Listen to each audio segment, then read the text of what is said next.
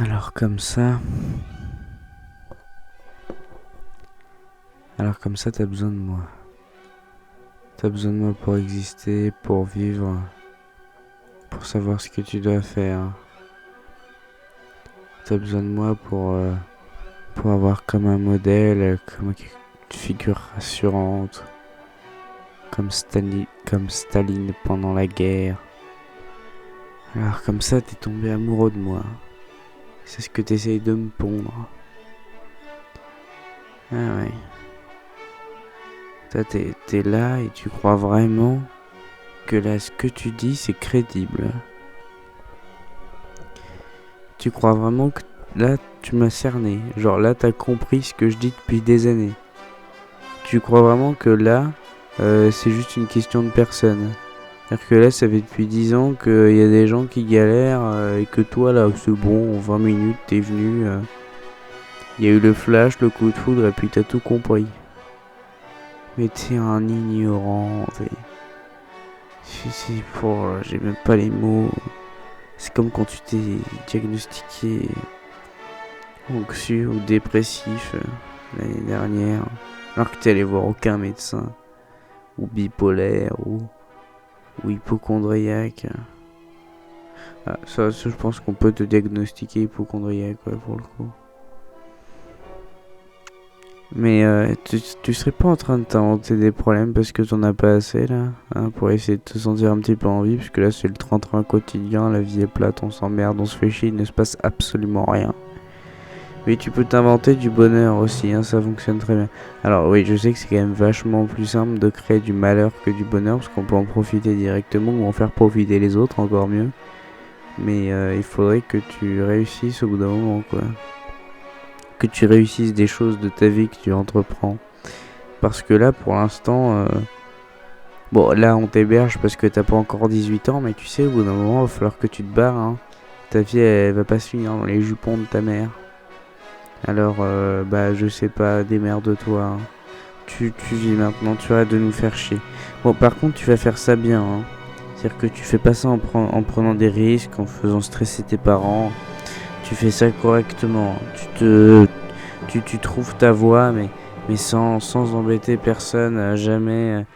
Tu trouves ta voie, mais tu vas prendre des responsabilités, mais sans prendre d'initiative. Tu vas créer des choses sans prendre le risque d'échouer.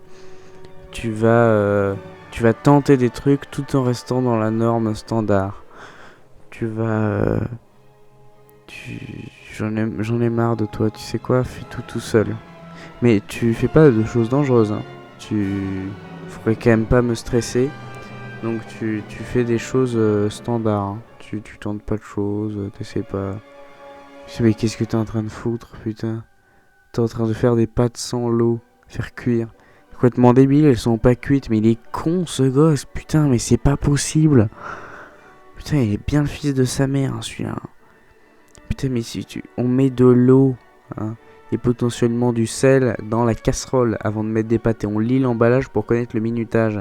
Comment ça, personne t'a appris? Mais putain, mais t'aurais quand même pu trouver, espèce d'incapable, insignifiante petite merde que tu es. Tu aurais pu trouver, toi. T'en as les capacités, tu vas quand même pas me faire croire le contraire, hein. Tu peux faire ça, hein. C'est quand même dans tes cordes, dans tes compétences. Tu vas arrêter de nous faire chier maintenant. Tu vas trouver, voilà, tu te démerdes, tu cherches sur internet. On te l'a coupé. Oui, mais tu passais trop de temps dessus aussi, tu faisais le con. Bon, bah, tu te démerdes, tu ouvres un livre de cuisine. Comment ça, je les ai brûlés pour allumer le feu, le poêle la dernière fois parce qu'on avait plus d'allumettes et plus d'allume-feu. Et c'est pareil. C'est pas une raison, de toute façon j'ai utilisé un briquet, je trouve toujours des solutions, tu vois. Moi je suis quelqu'un de responsable, moi je me démerde pour que la famille ait chaud, tu vois. Donc maintenant tu trouves tes putains de solutions, tu t'ouvres au monde, tu te barres d'ici, mais tu restes là. Tu restes là parce que nous, avec ta mère, on veut savoir où tu es, parce que sinon c'est dangereux. Sinon tu vas nous stresser, parce qu'on t'aime, tu sais, on s'inquiète beaucoup pour toi. Tu es un petit peu la cause de notre angoisse, de notre inquiétude et du fait qu'on n'aille pas bien tous les jours. Mais ça veut dire qu'on t'aime, ça veut dire qu'on porte de l'intérêt envers toi. Parce que tu sais, il n'y aurait pas beaucoup de gens qui auraient fait ce qu'on a fait pour toi. Comme par exemple te mettre au monde sans te demander ton avis avant. Mais ça fait partie de la vie, donc tranquille. De quoi est-ce que tu te plains? De quoi est-ce que tu te plains? Putain, mais t'as une vie de rêve. Regarde les gens à côté. Tu t'habites dans un beau cadre, dans une maison avec l'électricité, l'eau courante et des salaires qui tombent. De quoi est-ce que tu te plains maintenant? Arrête de faire chier, putain. Tais-toi et marche, avance. Casse-toi, je veux plus jamais te voir. Tu sais quoi, tu dégages de cette maison. Tu te barres. Garde ton téléphone allumé, on t'appellera.